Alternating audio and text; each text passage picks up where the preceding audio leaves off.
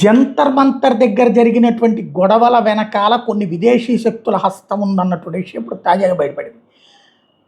బెంగాల్కి సంబంధించినటువంటి state task force వాళ్ళు తాజాగా హమీం మండల్ అనేటటువంటి అతన్ని బుర్ద్వాన్ నుంచి అరెస్ట్ చేశారు. ఇతనికి పాకిస్తాన్తో కాంటాక్ట్స్ ఉన్నాయి. పాకిస్తాన్ వాళ్ళు చెప్పినట్టు ఇక్కడ ఈ డిస్టర్బెన్స్లో పార్టిసిపేట్ చేశాడన్నటువంటి విషయం తేలింది. हमने वेरीफाई करके हमें पता चला कि ये सब हैंडल्स जो है वो पाकिस्तान से ऑपरेट कर रहे हैं। हमने इमीडिएटली इस लड़के को कस्टडी में लिया 30 की रात को, और इसकी वेरिफिकेशन से हमें कुछ बड़े ही बहुत सीरियस मैटर्स पता चले।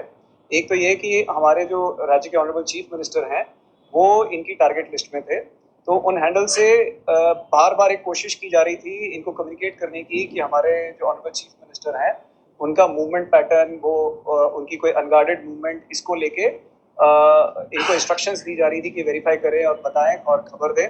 జంతర్ మంతర్ విషయాల మీద దర్యాప్తు చేయడానికి కానీ పట్టుకుంటే సువేందు అధికారిని లేపేయడానికి వీడు కుట్ర పన్నుతున్నాడు అన్నటువంటి మరొక నిజం బయటపడింది.